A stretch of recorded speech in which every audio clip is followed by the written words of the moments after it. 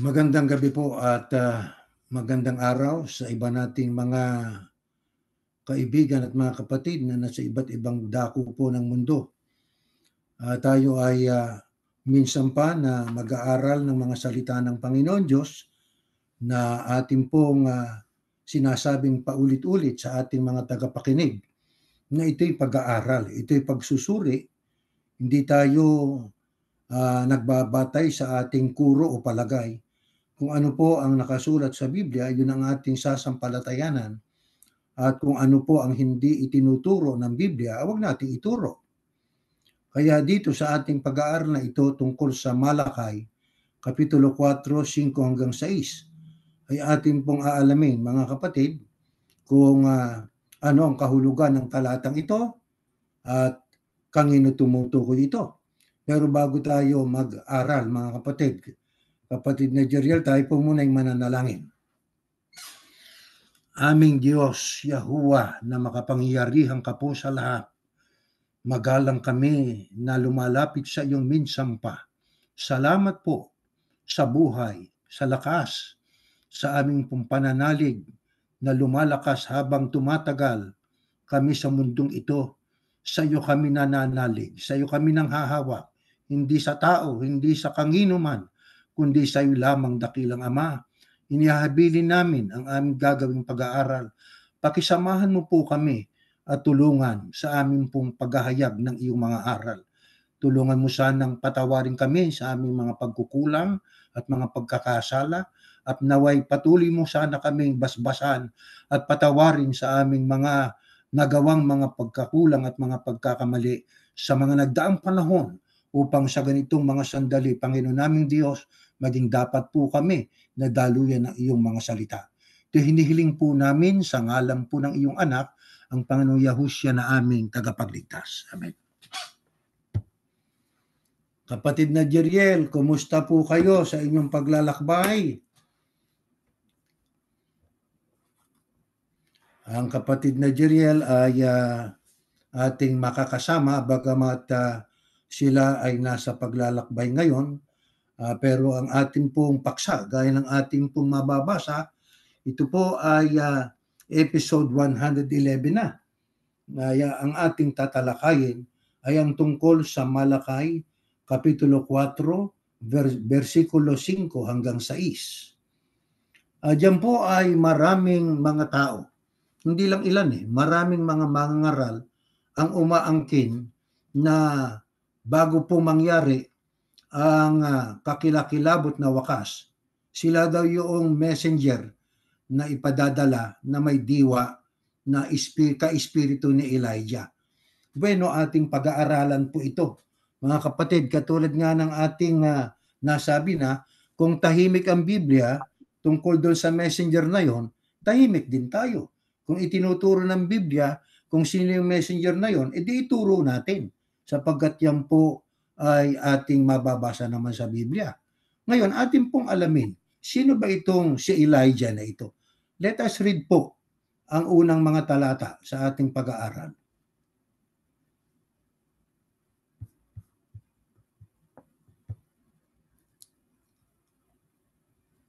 Hindi ko mabasa ito. Ayun. Mababasa nyo, kapatid na Jeriel? Tingnan po natin at basahin natin. Itong 2 Kings 2:17. Yes, yeah. Ito po. Ewan ko kung naririnig nyo ako. Maliwanag. Yeah. Ito, it came to pass when the Lord was about to take up Elijah into heaven by a whirlwind, that Elijah went with Elisha from Gilgal. Then Elijah said to Elisha, "Stay here, please, for the Lord has sent me on to Bethel." But Elisha said, "As the Lord lives, and as your soul lives, I will not leave you." So they went down to Bethel. Now the sons of the prophets who were at Bethel came out to Elisha and said to him, "Do you know that the Lord will take away your master from over you today?" And he said, Yes, I know. Keep silent. Then Elijah said to him, Elisha, stay here, please, for the Lord has sent me on to Jericho. But he said, as the Lord lives, and as your soul lives, I will not leave you. So they came to Jericho. Now the sons of the prophets who were at Jericho came to Elisha and said to him, do you know that the Lord will take away your master from over you today? So he answered, yes, I know. Keep silent. Then Elijah said to him, stay here, please, for the Lord has sent me on to Jordan. But he said, as the Lord lives and as your soul lives, I will not leave you. So the two of them went on, and 50 men of the sons of the prophets went and stood facing them at a distance, while the two of them stood by the Jordan. Diyan po kapatid na Jeriel ay ating nabasa ang tungkol kay Elijah, no? O si Elias at saka itong si Elisha, si Eliseo.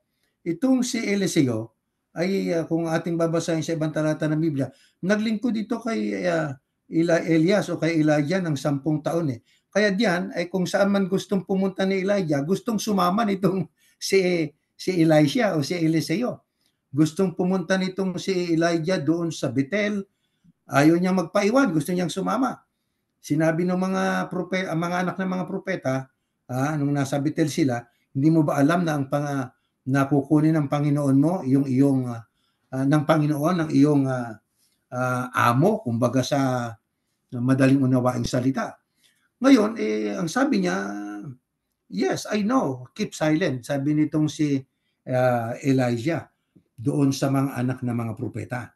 Pagdating nila doon sa Jericho, at sumama din naman itong si Elias, o si Elisha, ay ganun din ang sinabi sa kanya ng mga anak ng mga propeta. Nang dumating sila doon sa Jordan, ganun din ang sinabi ng mga anak ng mga propeta dito kay Elisha, na si Elijah ay kukunin ng Panginoon. Ang sagot lang nitong si Elijah doon sa mga anak ng mga propeta, alam ko, tumahimik lang kayo. Hanggang sa nakarating na sila sa Jordan. Ano ngayon ang nangyari? Next slide, basahin po natin. Ito. And so it was when they had crossed over that Elijah said to Elisha, ask, what may I do for you before I am taken away from you? Yan ang tanong nitong si Elijah kay Elisha. Ano ang gagawin ko sa iyo bago ako kunin ng Panginoon? Elisha said, please let a double portion of your spirit be upon me. Yun ang hiningi niya, na yung dalawang bahagi ng iyong espiritu ay mapa sa akin.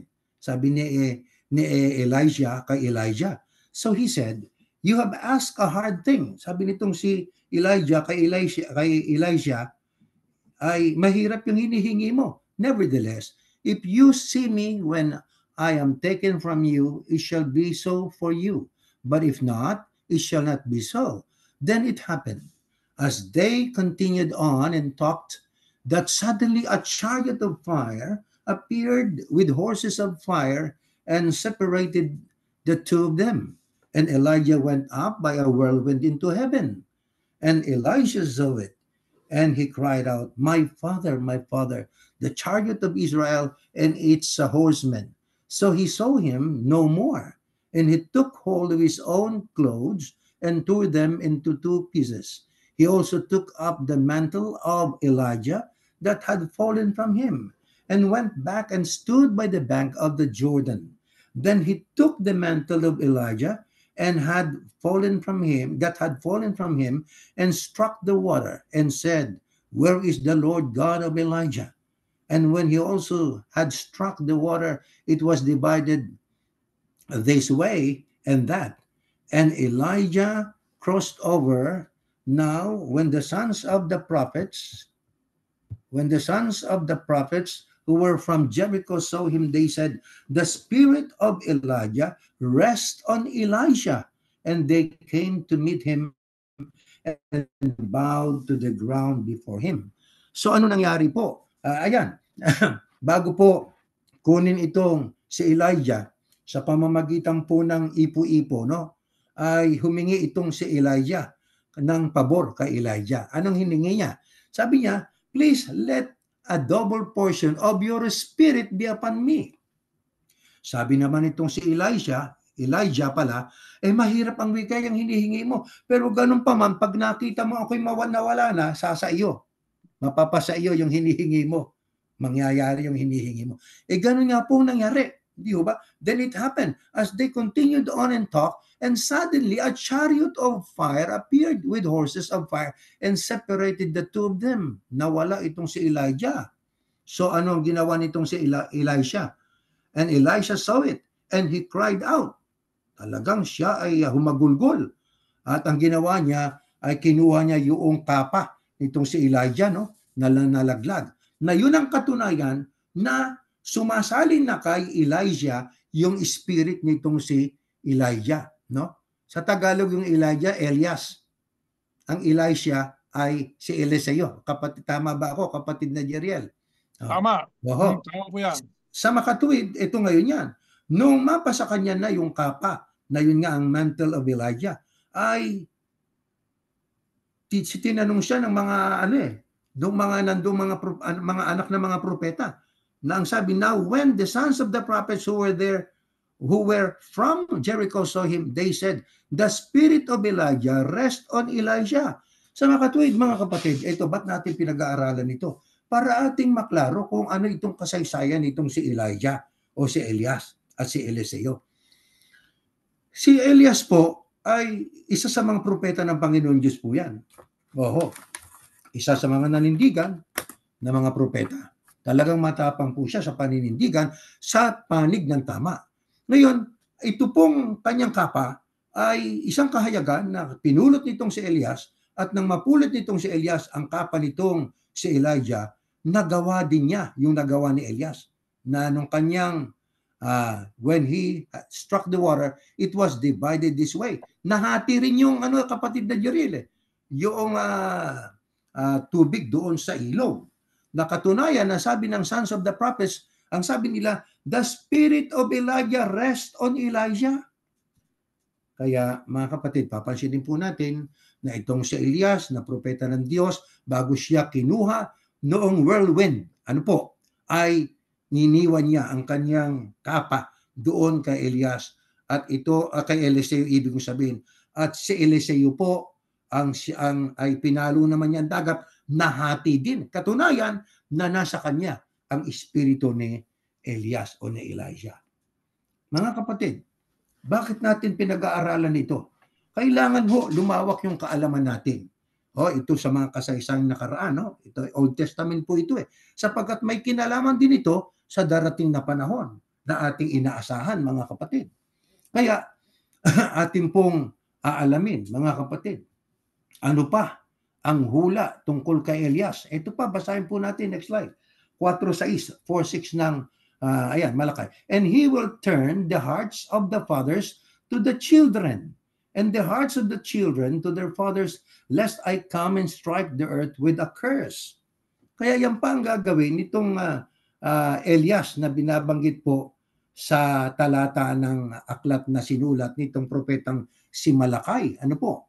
He will turn the hearts, ang sabi nga po dyan, of the fathers to the children, and the hearts of the children to their father. Yan ang sabi dyan sa Biblia. Ngayon, kung ating babalikan po ang 4:5, it says there that the sending of Elijah here would be before the coming of the great day.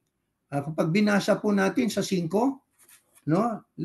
let me read that in Malakay. Hindi natin na isama diyan kung babasahin po natin sa Malakay, ang talata po ay sa New King James Version din po natin babasahin. Kaya dito sa ating ginagawang pag-aaral, hindi po ito po talagang impromptu po Mayroon lang tayong mga talatang binabasa, pero mayroon tayong mga isinisingit na mga talatang mahahalaga na may kinalaman sa ating ginagawang pag-aaral. Alam niyo diyan po sa 5, sa 4:5, Yan din sa New King James Version. Ang sabi po rito ay ganito, behold, I send you Elijah the prophet before the coming of the great and the dreadful day of the Lord. Kaya dito, ang pagsusugo dito po sa Elijah na ito, mga kapatid, ayon sa hula ni Propeta Malakay, ang sabi ng Panginoon Diyos, I will send you Elijah the prophet before the coming of the great. Bago dumating yung dakila and dreadful day of the Lord. Ito po'y compound sentence po ito. Pinagdugtong noong conjunction na and before the coming of the great day. Ano yung great day na yun na binabanggit sa Biblia? Na dito natin malalaman kung sino ang isa sa tinutukoy na Elias na siyang isusugo ng Panginoon Diyos bago dumating ang ating Panginoong Yahushua. Pakinggan po natin. Ito nakasulat. Next slide. Sa John. For God so loved the world that He gave His only begotten Son, that whoever believes in Him should not perish, but have everlasting life. Kaya diyan ay isisugo ng Diyos ang kanyang bugtong na anak. Walang iba kundi ang ating Panginoong Yahushua HaMashiach. Anong tawag po diyan sa pagsusugo na yan? Yan po ay great day of the Lord. Dakilang kagalakan ang dala-dala po niyan para sa mga tao na pinagsuguan sa ating Panginoong Yahushua. Bakit? Nasa anong kalagayan bang mga tao? Next slide. Ganito nakasulat. For the wages of sin is death, but the gift of God is eternal life and Christ Yahushua our Lord. Alam naman natin po yan. It is a common knowledge that all of us committed sin. There is only one who committed no sin at all. It is our Lord Yahushua. Okay? So that's why He was sent by God to redeem us from our sin. Ano po yun? Great day po yun. Dakilang araw po yun para sa mga tao na pinagsuguan sa ating Panginoong Yahushua. Ang totoo, para sa lahat ng tao po yun. Kaya ang sabi kanina, for God so loved the world that He gave His begotten Son. Kaya ang great day na binabanggit, na bago pa dumating yung great day na yon, pagsusugo sa Kristo, meron munang isusugo ang Diyos na yun po ang siyang magpipave ng way para sa Kanya. Bueno, mga kapatid, atin pong aalamin. Aalamin naman natin kung kailan po naman yung binabanggit dito na, kasi ito'y compound sentence ito . Before the coming of the great day of the Lord and dreadful day of the Lord. Mayroon pong great day of the Lord at mayroon namang dreadful. Yung great day, yung pagdating ng Kristo. Bago siya dumating, mayroong isusugo ang Diyos na magpipave ng way pagdating niya. Alamin naman natin, kailan po yung dreadful day of the Lord? Next slide. Ito. 39:11. Behold, the day of the Lord Yahuwah comes cruel with both wrath and fierce anger. I will punish the world for its evil, and the wicked for their iniquity. I will halt the arrogance of the proud, and I will lay low the haughtiness of the terrible. Kailan naman po ang dreadful day of the Lord? Yan po ay sa araw ng kanyang kagalitan, yung kanyang matinding galit. Pero alam niyo ho, ito po yan yung pagdating ng Yahushua bilang Mesiyas, merong magpipig ng way, merong munang isusuguan Diyos. Kung sino yon, mamaya malalaman po natin yon. Yung pagdating ng Kristo, victory po yun Pagtatagumpay laban sa kasalanan, pagtatagumpay laban sa puwersa ni Satanas. Ngayon, meron namang binabanggit na dreadful day of the Lord. Yan naman po yung araw ng kaawaan din ng Diyos yun Kaawaan din ng Diyos yun. Awa ang mahahayag, yung mercy ng Diyos. Bakit? Sapagkat bago po yung first day wrath of God that will be meted out, meron munang isusugo din ng Diyos Oo, meron pa rin siyang isusugo. At mamaya malalaan din natin kung sino po yun. Kung itinuturo ng Biblia, ituro natin, kapatid na Jeriel. Kung hindi naman, tatahimik po tayo, di ba, kapatid na Jeriel? Yan ang ating sistema Ngayon, alamin po natin. Atin pong balikan yung nakasulat kanina doon sa ating binasa, Yon sa next slide pa. Kailan niyang araw ng kapuotan ng Panginoon? Ayan But the heavens and the earth, which are now preserved by the same word, are reserved for fire until the day of judgment and perdition of ungodly men. But the day of the Lord will come as a thief in the night, in which the heavens will pass away with a great noise, and the elements will melt with fervent heat. Both the earth and works that are in it will be burned up.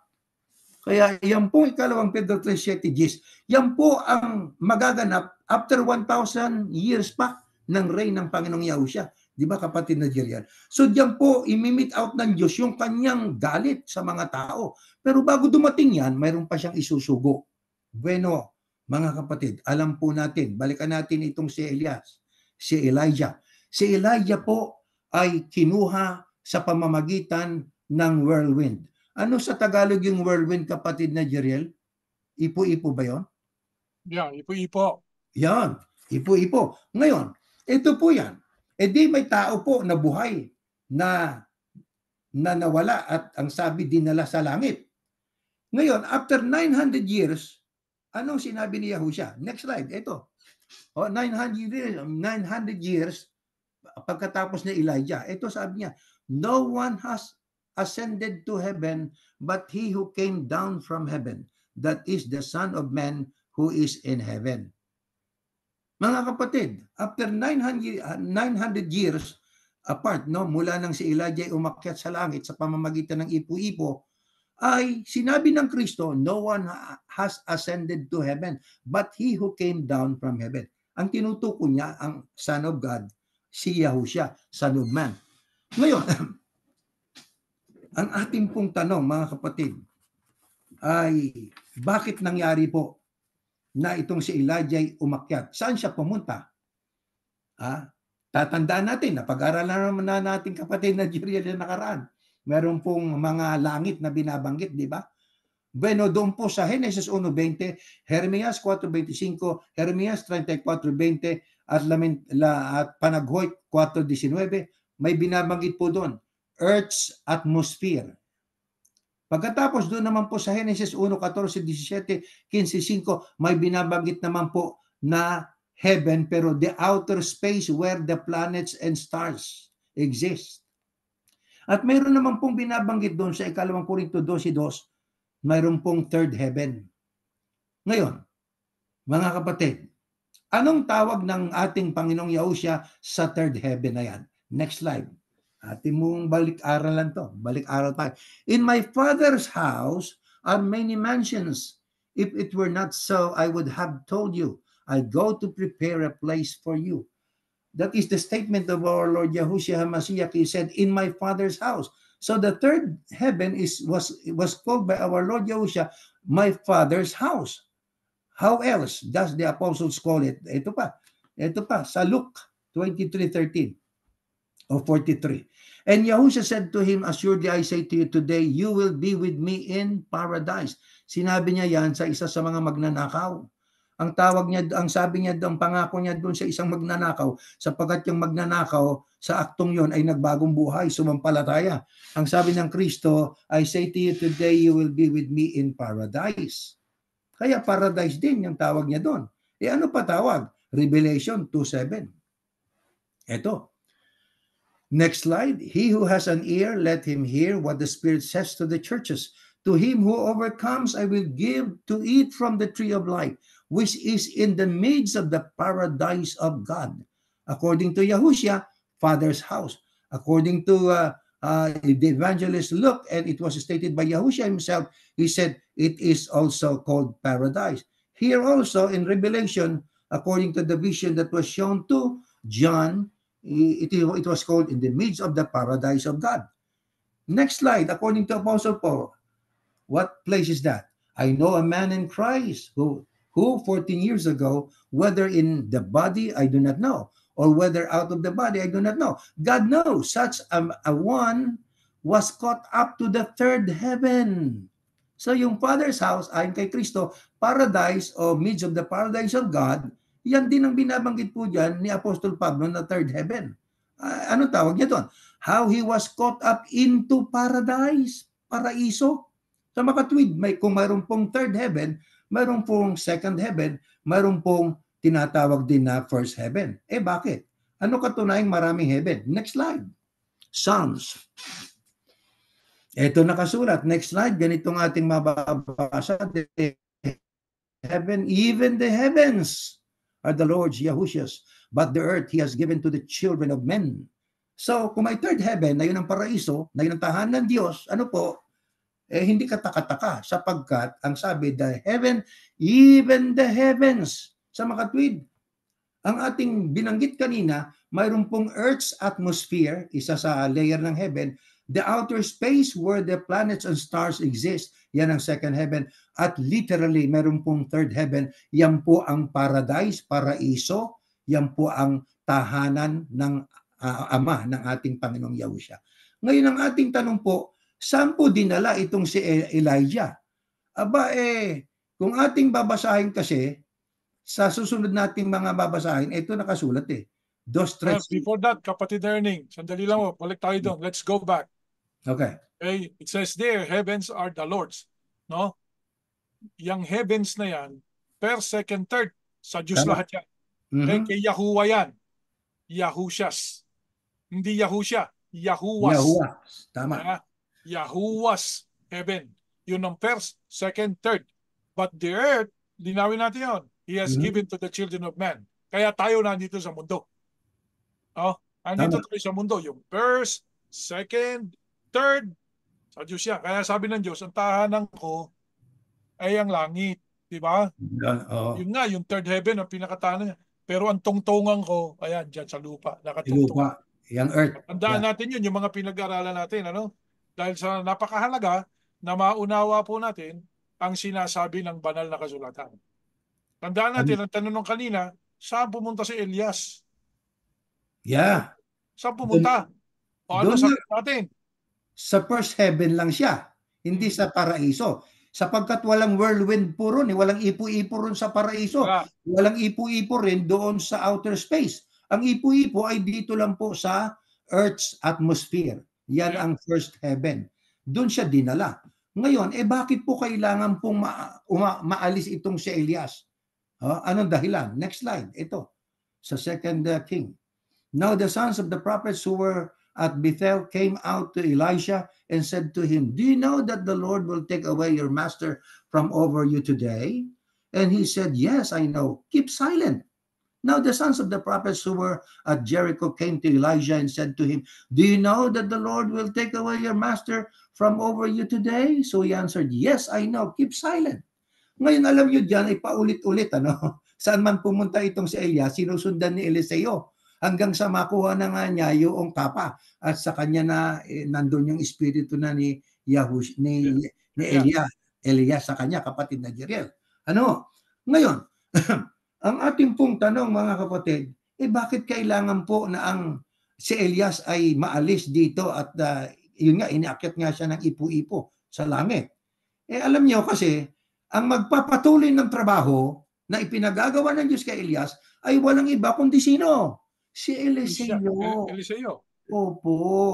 Alam nyo mga kapatid, ang sabi nga ay hindi pwedeng payagan ng Panginoon Diyos na si Elias ay narito pa samantalang ang trabaho ipinagkatiwala na ng Diyos kanino? Kay Elias.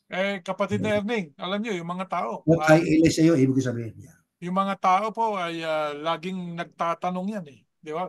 Gumagalaw ang kanilang isipan. So, ang ibig nyo sabihin, dyan lang sa may atmosphere lang nandyan si Elias?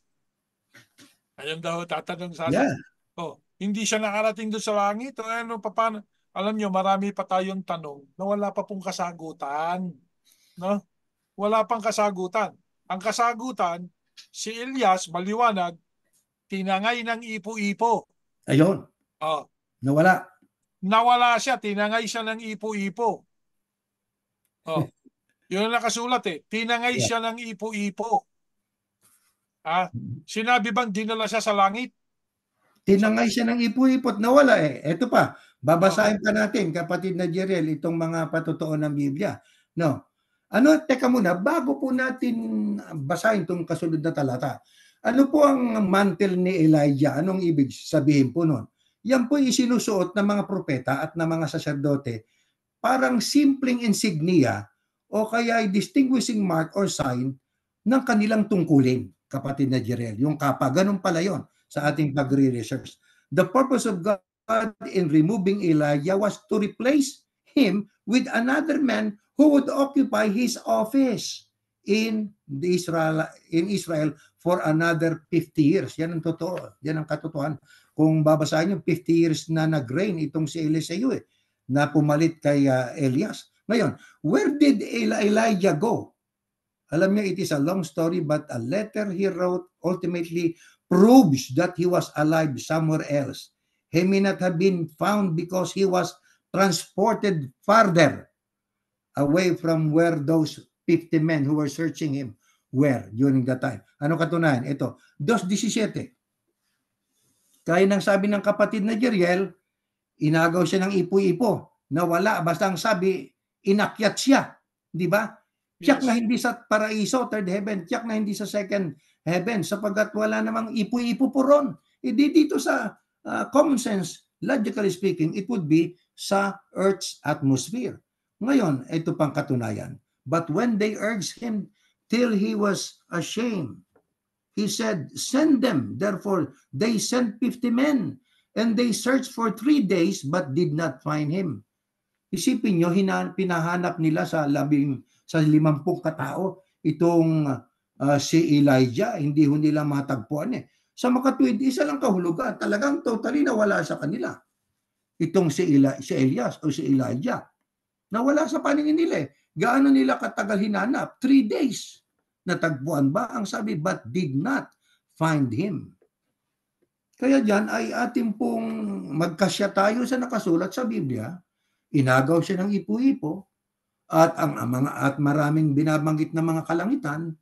Ang third heaven ay paraiso, ang second heaven ay kung saan nandun ang mga planet at saka itong stars, at saka ang first heaven yan po ang Earth's atmosphere. Ano po? Di po ba? Nawala itong si Elijah kung saan siya nandun, basta inagaw siya ng ipo-ipo.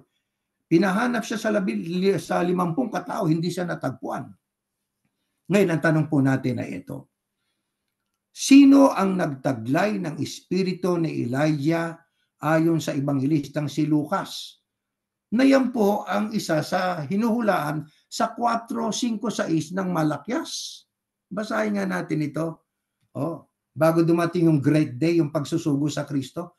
There was in the days of Herod the king of Judea a certain priest named Zacharias of the division of Abijah.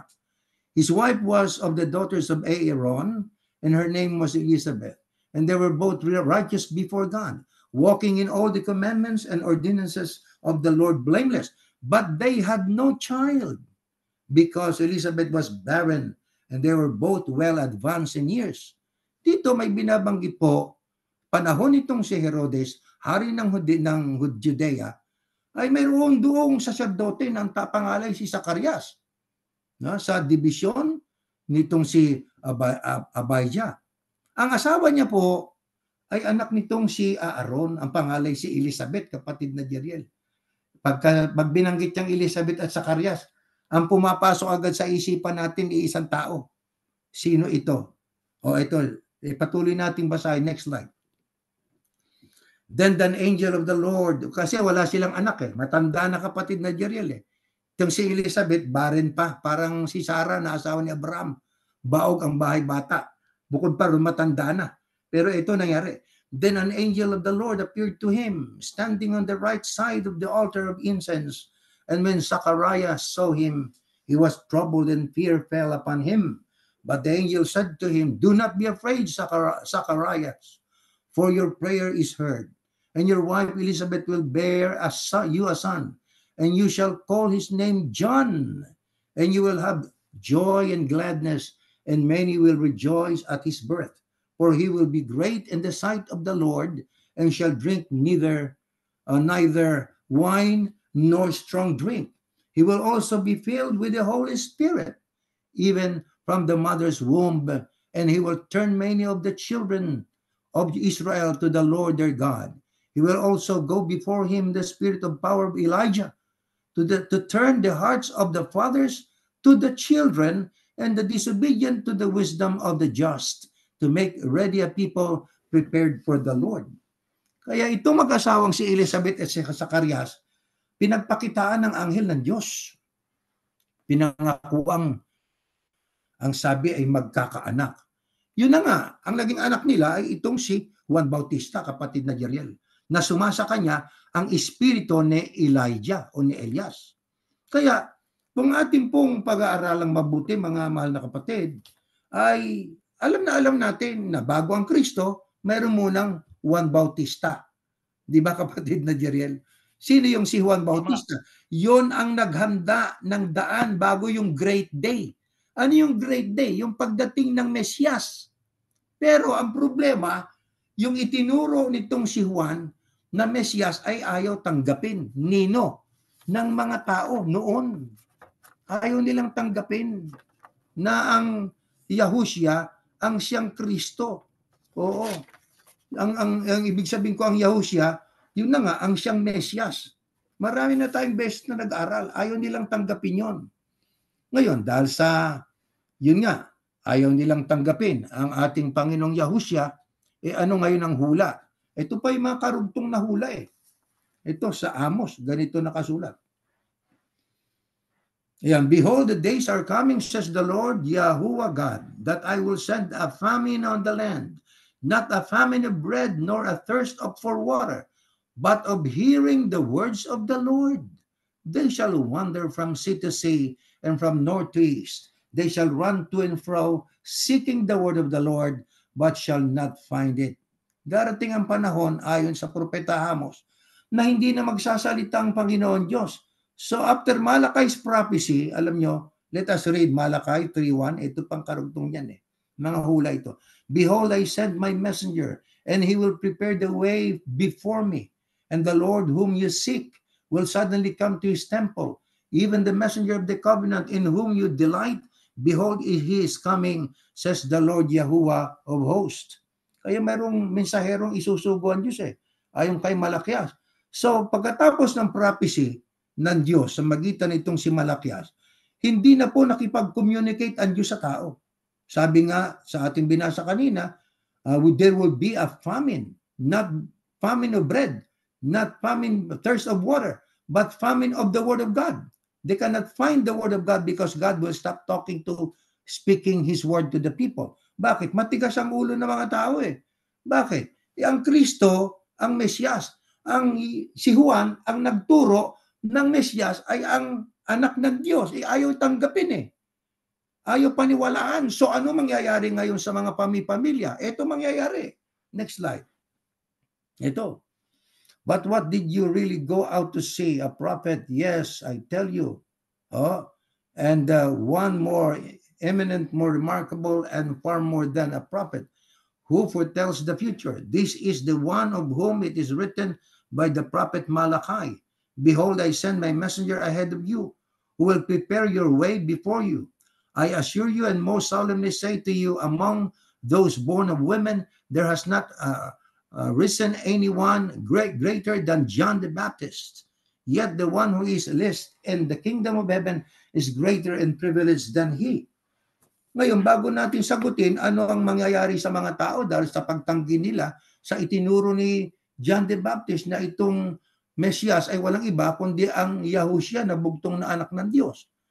Pero bago natin sagutin yon, atin munang alamin kung sino itong hinuhulaan ni Malachi. Ang sabi rito sa Mateo, but what did you really go out to see? A prophet? Yes, I tell you, and one more eminent, more remarkable, far more than a prophet who foretells the future. Yan ay isang tagpo ng sa mga alagad ng ating Panginoong Yahushua. Ano ba hinahanap nyo? Propeta? Ang sagot diyan ay higit pa sa mga propete. Bakit? Ito ang wika ay magsasabi ng mga mangyayari sa darating na panahon. This is the one of whom it is written by the prophet Malachi. So hinulaan ito. Sino yung ito? Ito yung magpipave ng way ng pagdating ng Kristo. Ayon ito sa hula ng aklat ni Propeta Malachi. Kinote ito ng Ebanghelistang si Mateo. Behold, I send my messenger ahead of you, who will prepare your way before you. I assure you and most solemnly say to you, among those born of women, there has not risen anyone greater than John the Baptist. Sa mga tuwid, ang nagpave ng way bago dumating ang Kristo ay walang iba kundi itong si Juan Bautista. Siya po'y anak nitong si Zacarias at saka si Elizabeth. Natupad nga ba yun? Sino nauna sa dalawa? Si Juan Bautista, bago ang Kristo. Si Juan Bautista yung messenger na kinatuparan noong Malakay na hinuhulaan doon. Na siya ang magpipave ng way, maghahanda ng daan bago dumating ang Kristo. Yan naman ang aktual na nangyari. Katunayan, para i-prove ng Kristo na ito, tinanong pa nga si Juan, kapatid na Jerry, kung tanda pa niya, sabi, ikaw ba ang may propeta? Ikaw ba? Sabi ni Juan, hindi ako. Hindi ako ang propetang hinuhulaan. Pero ang sabi ng Kristo, ikaw ang hinuhulaan na katuparan sa aklat ni Malakay. Sa ibang talata ng Biblia, hindi na lang natin isinama yan. Sabi ng Kristo, tinuko niya ikaw ang hinuhulaan. Natupad nga po yun. Katunayan, ang Kristo nagpabautismo kay Juan Bautista to prove na kinikilala niya ang karapatan ni Juan Bautista. Bakit? Hinulaan ng Panginoon Diyos na si Yahuwah ang pagdating ng isang mensahero bago dumating pa ang kanyang bugtong na anak. Kaya before yung matupad yung for God so loved the world that He gave His begotten Son, meron muna magpiprepare ng way niya. Natupad po yan kay Juan Bautista, taglay niyang espiritu ni Elias.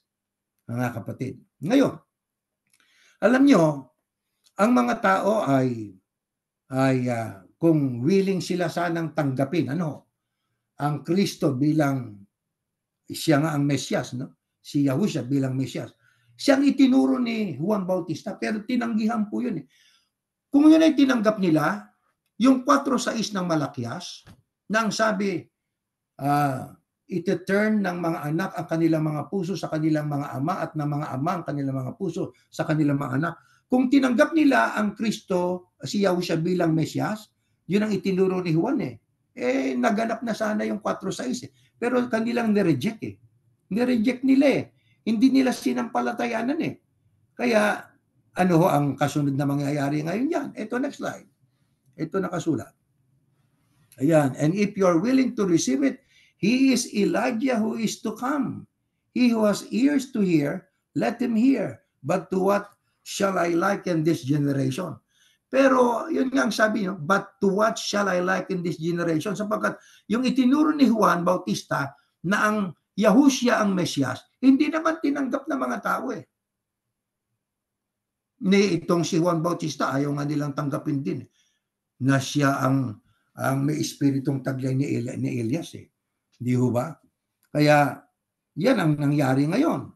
Sa pagtanggi ng mga tao, panahon ni Juan Bautista, sa pagkilala kay Yahushua bilang Mesyas na isinugo ng Panginoon Diyos na tagapagligtas, ano ngayon nangyari sa pamilya? Ito, next slide, 12, 51, 53. Do you suppose that I came to give peace on earth? Sabi ni Yahushua. Ano sabi niya ngayon? Ayaw tanggapin si Juan Bautista. Ayaw tanggapin ang itinuro ni Juan Bautista na ang Mesyas ay ang Yahushua. Ito, nasabi ngayon ng Kristo. Do you suppose that I came to give peace on earth? I tell you, not at all, but rather division. From now on, 5 in one house will be divided. 3 against 2, and 2 against 3.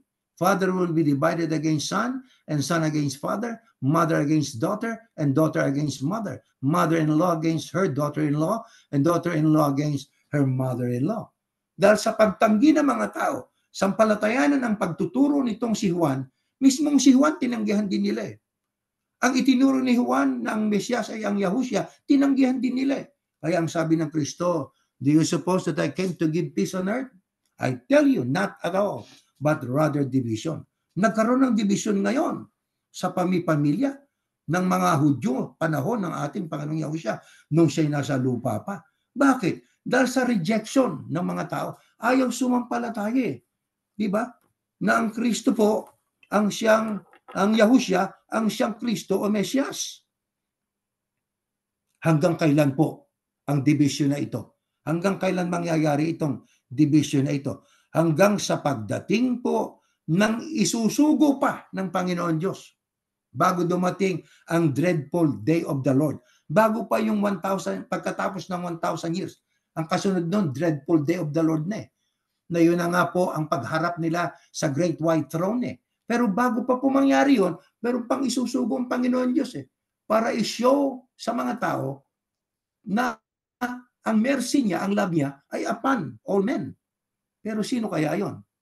Kung yung si Juan Bautista ay tinukoy na may taglay ang espiritu ni Elijah, sino yung pangalawang Elijah na yon? Walang binabanggit ang Biblia, kapatid na Jeriel eh. Sabi ng isang scholar, siya daw. Ikatlong Elijah. Yung pangalawa, si Juan Bautista na eh. Maliban kay Elias na tisbitan na literal, no? Na Si yun ang Elijah, yung una, yung tinangay ng whirlwind. Yeah. Merong ka-espiritu si Elijah. Sino Si yung Juan ka-espiritu Bautista. niya? Si Juan Bautista. Yung pangatlo, yan ang sabi ng iba, maraming nagkiklaim yan, kapatid na Jeriel eh. Maraming nagkiklaim na sila yun. Ay, meron pa nga nag-claim eh, sila na yung Kristo eh. Kaya dito sa mundong kinalalagyan natin, kapatid na yan, kailangan talagang mapanuri ang tao bago natin sampalatayanan ng isang bagay. At saka pagka tayo'y sumampalataya sa isang bagay, wala tayong anibang organisasyon. Ang gagawin natin, idideklara natin, sundin ng Kristo. Papaano tayo susunod? Sundin natin nasan yung hula. Yun ang ating yun ang ating tatahaking daan. Yun ang pattern. Yun ang hinulaan. Saan nandun yun? Sa panahon ng mga apostol, nakatalikod ang unang iglesia. Naging iglesia katolika. Maraming isinugo ang Diyos para muling mabalik yan. Di ba? Nariyan yung may hula na, meron akong ibang mga tupa. Nandun sila saan? Sa malayo. So napag-aralan na natin yan. Kailangan sumunod tayo dyan sa hula na yan. Ngayon, bakit natin binabalikan yung kasaysayan ni Elias? Sapagkat yung espiritong yun, yung espiritu ni Elias, mahalaga yun. Kaya natin pinag-aaralan eh. Mahalaga yung espiritu na yun. Bakit? Sapagkat yun ang espiritu na magdadala sa tao patungo sa Diyos. Totoo yung yun. espiritu hindi si Elias, ano? Hindi si Elias. Hindi namin sinasabing si Elias. Baka Yung multo espiritong yun na tinaglay ni Elias, no? Na ipinasa yung ikalawang Elias na ating nabasa si Juan Bautista. At saka sinabi rin ng ating Panginoon Kristo, ikaw yung propeta eh. Ikaw yung inuulaan. Tama. Tinukoy niya talaga. Yung tinasabi kanina ng kapatid Ernie. Kaya nga doon siya nagpabautismo eh. So alam na natin yan, mga kapatid. Pero ang hinahanap natin ngayon, sino may taglay nung ikatlong Elias? Sino yun? Yung espiritu. Yung espiritu ni Elias. Kanino binigay ngayon yun? Ng Panginoon Diyos. Na yun ay isusugo niya bago pa yung dreadful day. Yung dreadful day, yung dreadful day, after 1,000 years yan. Yes, after 1,000 years yan. Bakit dreadful yan? Diyan napapatak yung dagat-dagatang apoy. Yan doon na yung dagat-dagatang apoy. Pero doon sa pagbabalik ng Kristo, sa ikalawang pagparito niya, na sinabi niyang tupat kambing, wala pa pong apoy. Wala pang apoy doon. Wala pang apoy. Dapat natin malaman, wala pang apoy. Verdict pa lang yun. Yeah. Verdict pa lang yun. Maghuhukom siya. Sino tupa, sino kambing. Ngayon, kung meron pang magtatanong sa atin, pagkatapos yun, paano mangyayari? Ipag-aayos pa po natin yan. Pag-aaralan pa natin yan. Pero sa kasalukuyan na ating pag-aaral, inaalam muna natin, sino yung ikatlong Elias? Sino yung ikatlong Elias? Ang dami nagkiklaim yan. May nagsabi, yan anya yung taga-Pilipinas. Ang sabi nung iba kung sino-sino di ba? Na binabanggit nila na meron pa nga dito, ang mga kasama niya, siya ang ikatlong Elias. Really? Elias ano? Elias Tisbita ba yan? Elias na may hawak na palakol. Hindi natin alam Elias yun. na photographer. Diba yung kapatid na Jerry? Ito, ipapapansin natin. Si Juan Bautista, nang sabihin, tinanong siya, ikaw ba yung propeta? Sabi niya, hindi. Pero ang nagsabi na siyang propeta ng katuparan ng hula ni Malakias ay sino? Ang Kristo ang may sabi. Anong dapat mapansin natin? Isipin niyo, kapatid na Jeriel, si Juan Bautista, siya na yung propeta. Sinabi pa rin niya, hindi ako yun. Hindi niya inaangkin. Hindi niya inaangkin. Yung iba pero pinatotohanan ng Kristo, hindi ikaw yun. Hindi ikaw yun. Pero yung iba, nang aangkin nung hindi nila karapatan Yeah. Di ba? Pero itong si Juan Bautista, makikita niyo yung kababaan ng loob yung kawalan ng malay No. Ikaw propeta, sabi ng Kristo. Hindi ako ang propeta, sabi niya. With all honesty, sinabi niya, hindi ako ang propeta. Pero sabi ng Kristo, hindi, ikaw ang kinatuparan na siyang propetang hinulaan doon sa aklat na Malakias. Ngayon, marami hong nag-aangkin sa panahon natin. Ba't hindi nila tularan itong si Juan Bautista? Hindi ako yun, hindi ako yun. Sabi ng iba, nagkiklaim ng iba, kami yun. Eh kung ikalawang Elias, na taglay ang espiritu ni Elias, ay si Juan Bautista, sino yung pangatlo? Sagot ng iba, sabi ni Barnham, isang mangangaral, ako yun. Yeah. Sabi naman ng ibang, hindi na natin banggitin yung pangalan, siya daw yun. Okay, ano ba trabaho noong ikatlong Elias na binabanggit? Ito kapatid na Jerry. Sabi nga, para merong, bago natin basahin yan, ano? Para merong kayo pong kapagbatayan doon sa sinasabi namin ng kapatid na Erning, pwede nyo pong basahin doon sa Lucas 7:28 na ipinahayag ng Kristo, ipinahayag ni Yahushua na si Elias o si Juan Bautista ay propeta. No. Sabi ng, for I say unto you, among those that are born of women, there is not a greater prophet than John the Baptist. Yun. Kaya sabi ng ating Panginoong Yahushua yan, ano? Kaya may batayan tayo doon sa sinasabi natin. Tandaan lang po ninyo, kaya po pag nakikinig kayo sa programang ito, lagi kayo maghahanda ng papel at saka panulat para po tandaan ninyo yung mga talatang binabasa at binabanggit namin, basahin po ninyo. Diyan po kayo matututo. Ano po? Sige, tuloy na po natin, kapatid Nel. Kapatid na Jeriel, gusto kong basahin itong trabaho, no, itong ikatlong hinuhulang Elias. Ibig sabihin, taglay yung espiritu ni Elias. Ang sabi rito sa Malakay, chapter 4, verse 6, ang sabi, and he will turn the hearts of the fathers to the children, and the hearts of the children to their fathers, lest I come and strike the earth with a curse. Sa makatuwid kapatid na Jeriel, ang trabaho nitong ikatlong Elias, bago dumating ang dreadful day, na yun po ay ang dagat-dagat ng apoy, ang trabaho nito ay, ang sabi, he will turn the hearts of the fathers to the children, and the hearts of the children to their fathers. Kung hindi, ay susumpain ko sila. Sa makatuwid, ganito po yan eh. Hanapin natin yung mga nag-aangkin na sila daw ang ikatlong Elias. Nagdala nga sila ng kapayapaan sa pagitan ng ama at mga anak. Eh hindi, pinaghiwa-hiwalay eh. O, di ba? So hindi sila nang aangkin lang. Iba yung nang aangkin kaysa talagang ikaw eh. Di ba? Pag sinabing nag-aangkin, hindi iyo. Inangkin mo lang. O di ba? Kaya dito po, ang trabaho nitong ikatlong Elias na ito ay kanyang pagkakasunduin yung puso ng mga anak sa mga magulang sa mga anak. Ngayon, kapatid na Jeriel, paano mangyayari yon? Basahin muna natin ito. Ito. Kung sa ganang atin ba mangyayari yon, magagawa ba natin yon? If we say that we have fellowship with Him and walk in darkness, we lie and do not practice the truth. But if we walk in the light as He is in the light, we have fellowship with one another. And the blood of Yahushua, the Christ, His Son, cleanses us from all sin. So, una, bakit natin binasa ito? Fellowship, na binabanggit na fellowship. Kung walang fellowship sa pamilya, division ang naghahari. Para magkaroon ng fellowship sa isang pamilya, una, dapat magkaroon muna tayo ng fellowship sa Kristo. Di ba? Paano yung fellowship sa Kristo? Dapat natubos ka ng dugo ng Kristo. Sino yon? Yung mga alagad niya, ang mga sumampalataya sa Kanya. Di ba? Yun ang tinubo. Ito yan eh. Kapatid na Erning, inaangkin niya dahil binabasa sila eh. The blood of Christ. Di ba? Sabi nga yan eh. Yeah. Sabi nga, purchased by the blood of Christ. The Church of Christ. Ay ala, inangkin na yan eh. Di ba? Kabilang yan. Bakit? Kasi yung pangalan namin, Church of Christ. Paano yung Church of Christ dito? Di ba? Ang dami yan. Ilang libo yung Church of Christ na yan. So, marami yan mga angkin eh. Yung sa blood of Christ. Pero kailangan matunto natin. Teka muna, nasan ba yung linya? Ayun, doon tayo pumupunta lagi eh. Yung linya ng mga apostol, naputol yun.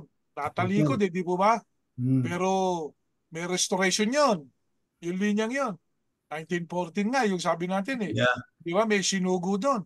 Ibinalik yung aral eh. Kung baga sa yung pagsamba sa Diyos-Tusan. Dahil yung ama at saka yung mga anak, nga nagkahiwalay, isa yun, isa sa mga paraan yun para wag nang sumamba sa mga Diyos-Diyosan ng tao. Yun ang trabahong ginawa nung isinugo, di ba, sa panahon natin. Hindi naman isa lang ang sinugo sa panahon natin eh. Marami yan. Oo, kasi nga, nung tayo iglesia pa, ang ating sinasabi, sugo sa huling araw, huling sugo, si Kapatid Manalo. Teka muna, linawin natin yan. Hindi siya huli. Ano ho? Yun ang sabi nung mga napagalitan na ng Diyos. Ano? Yun ang itinuro eh. Nung mga nareprimand na ng Diyos. Pero hindi, isa lang siya sa mga isinugo. No? Isa siya sa mga isinugo. Marami pa bago nga sa kanya eh. Para matupad yung hula eh. No? Para matupad yung hula eh. Ngayon, yan nga sinasabi diya sa ating binasa, no? Yung fellowship sa dugo ng Kristo. Para magkaroon ka ng fellowship doon, dapat din nakalinya ka ron. Hindi ka pwedeng umiwalay doon eh. Sa pagsusugo ng Diyos, yung linya na yon, yun ang ating pinupuntirya ngayon. Tutuloy natin ngayon yung pinag-aaralan natin. Ngayon, kung may fellowship sa Kristo, may posibilidad na magkaroon ng mawawalang dibisyon sa pamilya. Di ba? Yes. Pero kung walang fellowship sa Kristo, most likely magkakaroon po ng dibisyon. Yung mga magulang anak, mga anak sa mga magulang. Pero itong tanong natin, mga kapatid. Kapatid na Jeriel, matanong kita, no ha? Yung bang pagka may nangaral ba na, hoy mga anak, makipagkasundo kayo sa mga magulang, hoy mga magulang, mag-turn kayo sa inyong mga anak. Ibig sabihin ay magkasundo kayo. Sila ba yung tinutukoy ng ikatlong Elias? Yan ba yun? Oh, teka muna, wag tayo magmadali dyan. Madali ang kinin yan eh. Yan ang tanong. Tayo marami nagsasabi niyan. Doon lang yung Marami. mga lang mag-ina na nag-aaway eh. Di ba, pinagkakasundo na nung mga may basher. Sabi nga kung saan nanggagaling yung mga yan eh. Hindi pwedeng maging Elias yun. Kaya kailangan muna alamin natin, may isang Elias na gagawa noon. Oh, Meron pa. number one, oh, una, ipuwera nyo kami, hindi namin Hindi kailan namin pa. pinag-aaralan namin. Hindi kami kasali dyan. Hindi kami Pinag-aaralan kasali. lang po natin sino ba yung ikatlong Elias na yon, na sabi nga pagkakasunduin ng mga magulang at ang mga anak at ang mga anak at saka mga magulang. Sino yon? Alamin na nga natin, kapatid na Erning. Bueno, kung ating babasahin po dito sa susunod natin na talatang babasahin, sino kaya ang may kapangyarihan gumawa nun? Ito, next slide. Ayan. Ayan. Una, dito muna, bago natin basahin yung kapatid ni Jerel, meron kasing ginagamit ang Diyos na kasangkapan eh. Ang ikatlong Elias na yan, sa ating pananaw, ay basta taglay mo yung espiritu na ang tao ay papagbaliking loob sa Diyos, ang mga magkasundong ama't mga anak sa mga magulang. Ito ang sabi kasi ni Isaiah, I'm sick of your religion, religion, religion. While you go right on sinning. Ang relihiyon, hindi yan ang paraan para ang mga anak at magulang magkasundo-sundo. Ang totoo, nagkagulo-gulo paggawa ng relihiyon eh. Yeah. Diba? Oh, when you put on your next prayer performance. Ulahin natin ha. Sige. Yung maling relihiyon yan. Yeah, liwanagin natin. Maling pagkakaintindi sa religion yan eh. Ayan, tama tayo. Sa halip na magkasundo-sundo nga, pinaggulo-gulo, pinag-away-away tayo nung relihiyon. Di ba? Sabi niya, sa aking pananampalataya, hindi kita dapat kausapin. Nakisipin mo. Saan mo nabasa yan? Ano sabi ng Diyos? Nagkakasakit na ako sa relihiyon nyo. Yeah. I'm sick of your religion. I'm sick. Sabi ni Isaiah, I'm sick of your religion. Sabi nga, I'm sick. Pag sinabing, I'm sick of your religion, sabi, buisit na ako dyan. Ako'y sawa na dyan sa religion nyo eh. Pagkatapos ng religion sinasabi nyo eh, kasalanan naman ang gagawin nyo. Tapos when you put on your next prayer performance, I'll be looking the other way. Ayun, sabi nga eh. Sabi dyan, pagkatapos nyo nung inyong panalangin, ako naman lilingon na sa kabila. Sabi ng Diyos. Diba? Sinasabi ng Diyos dyan. Tuloy natin ang pagbasa. I'll set honest judges and wise counselor among you, just like it was back in the beginning. So yan ang gagawin ng Diyos. No? Meron siyang gagawin. Katuktong yan nung sinasabi niya sa ulat. Yeah. Then you'll be renamed papangalanan kayo uli, city that treats people right, ayan yan, the true blue city, God's right ways will put Zion right again. So merong layunin ng Diyos dyan eh. Ang Zion kasi, yan yung mga anak niya eh. Di ba? God will put Zion right again. Ayan. O, tuloy natin, kapatid na yan, yung ating Kapatid, pinag-aaralan. ang espiritu ni Elias, right or wrong? Right. Di ba? Tama ang espiritu yan sapagkat espiritong galing sa Diyos yung pagkasundi ng magulang sa anak, anak sa magulang eh. Pero paano mangyayari yung kapatid ni Jeriel? Ha? Kailangan i-treat mo ng right ang tao. Paano mo ma-treat ng right ang mga tao? Ang Diyos ay magsiset ng honest judges, wise counselors. Sa yung mga nagtuturo, dapat honest. Honest siya. Honest. Wala eh. Para makakuha ng maraming followers, magsisinungaling. Di ba? Magsisinungaling. Kung saan may itatago ka dito, hindi, lantad mo lahat. Ibulatlat mo lahat. Yun ang wise counselor sa Diyos eh. Yun ang mga taong honest na ilalagay ng Diyos eh. Ayan, tuloy po ninyo, kapatid Ernie. Ngayon ito yan. Ayon po sa Biblia, sino lang ang may karapatan at kapangyarihan makagawa noong pagkasundi ng mga anak sa mga magulang sa mga anak? Aba, basahin nga natin ito at saan mangyayari po yan. Ito, next slide. Ayan o. He shall judge between the nations and rebuke many people. My people will dwell in a peaceful habitation, in secure dwellings, and in quiet resting places. Mga kapatid, isa lang eh. Alam niyo, bago dumating ang dreadful day, na yan nga dagat-dagatang apoy, haharap doon sa Great White Throne, saka darating yung dagat-dagatang apoy, saka matutupad yung nasa Pedrong, ikalawa, mapupugna ang langit at lupa. Dreadful day po yun of the Lord eh. Meron mo lang isusugo. Alam niyo kung sa tingin ko, sa pananaw ko lang ho, personal, mangyayari lang yan kapatid na Jeriel sa Millennial Kingdom eh. Sapagkat ang maghahari doon eh, ang Panginoong Yahushua eh. Ito yan kapatid ni Erning. Okay? Kaya nga, second coming eh. Ano yung second coming of Yahushua? Sa ikalawang pagbabalik niya, pinabalik siya nino? Ng Diyos, si O Yahuwah. hindi, sinugo siya uli. Kailan ba siya unang isinugo?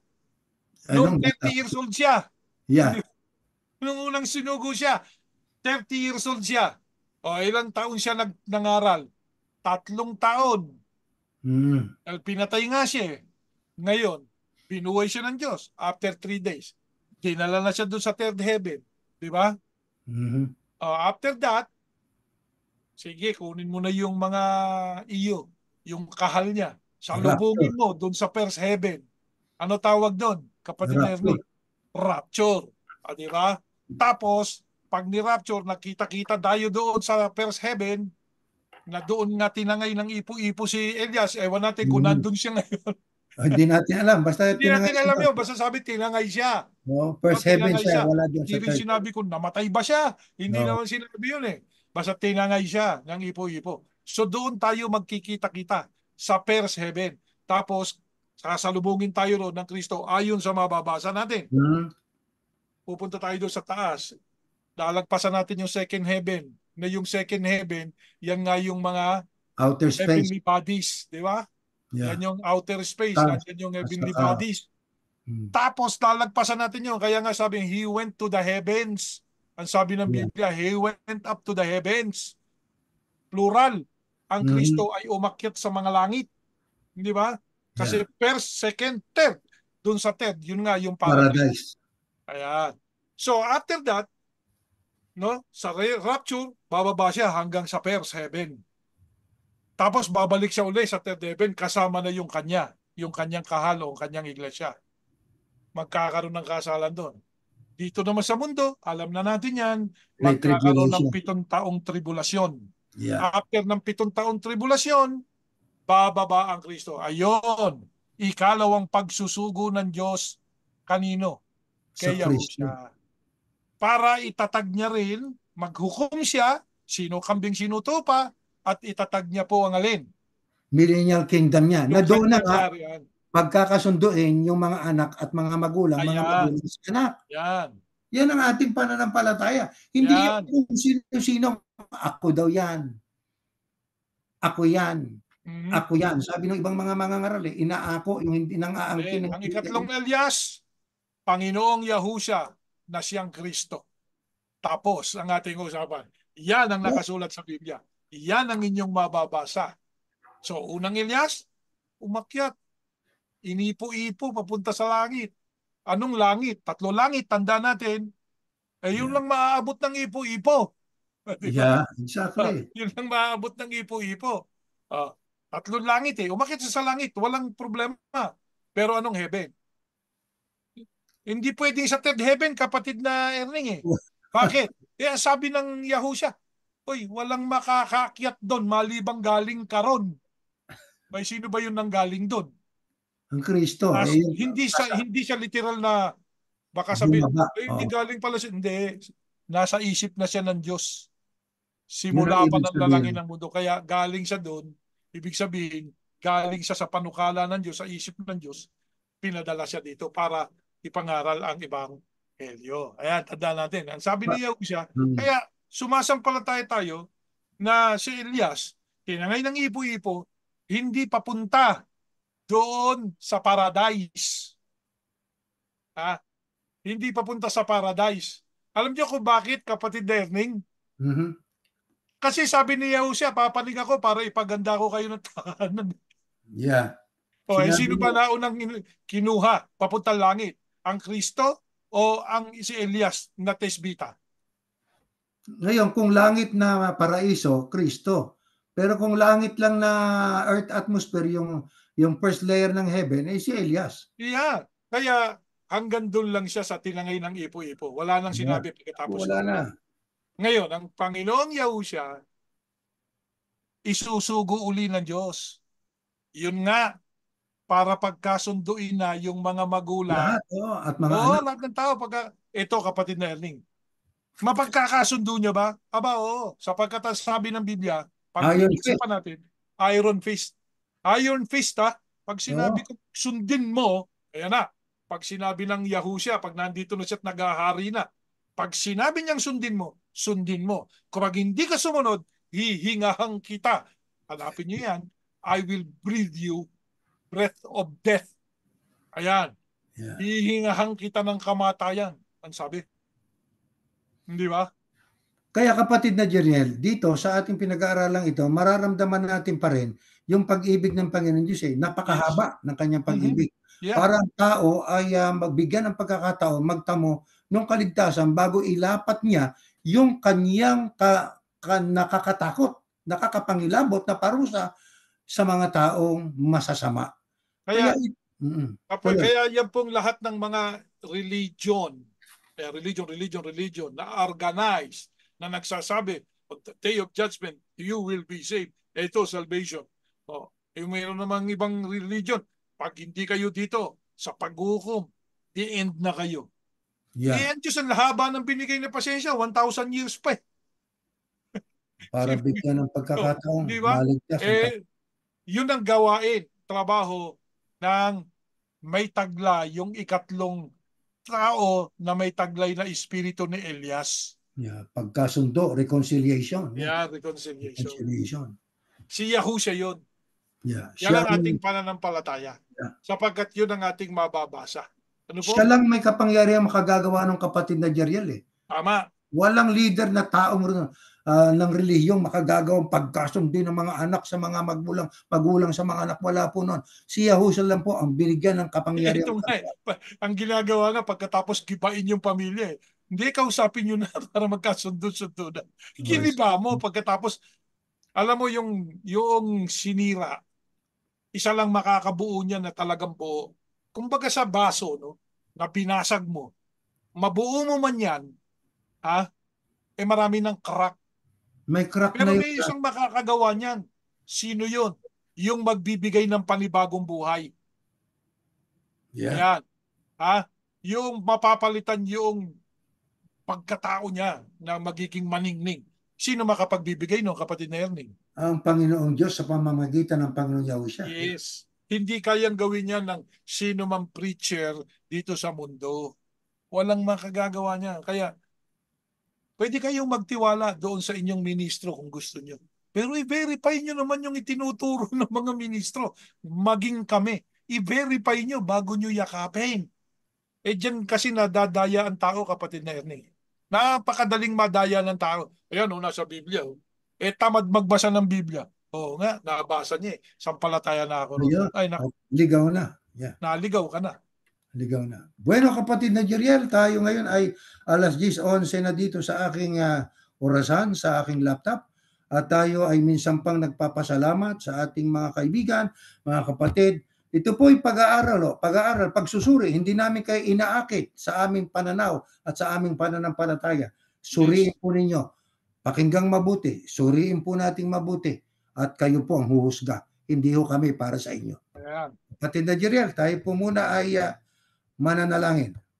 Ama naming Yahuwah, marami pong salamat sa iyo. Pagpalain at pagtubayan mo kami, ang mga tagapakinig ng programang ito. Tulungan mong makaunawa kaming lahat.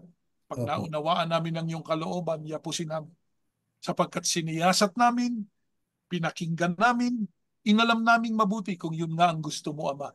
Opo. Kapag yun ay natuklasan na po ng mga nilalang na nakikinig sa programang ito, tanggapin namin at sundin namin ang iyong kalooban. Amen. Gabayan mo kaming lagi, Ama, ng banal mong Espiritu upang Opo. hindi kami maligaw at hindi rin kami madaya ng mga nagpapanggap na mga mangangaral. At Amen. tulungan mo rin kami pong mga ginagamit mong kasangkapan. Huwag Opo. kaming maging mapagpanggap din, Ama, kundi ang amin pong iparating sa mga tao ay yung nakasulat lamang. Amen. Walang dagdag at walang anumang bawas. Amen. Hinihiling namin ang iyong patnubay, Ama, sa magdamag na ito. Pakiingatan kami sa aming mga paglalakbay. Sa pangalan po ng Panginoong Yahusha na aming tagapagligtas. Amen. Amen. Okay. Kapatid Sige na po. Jeriel, hanggang sa muli. Sige po. Pakiabangan niyo po yung tawag ko sa inyo ngayon. Tatawag ako. Oh, sige. Okay.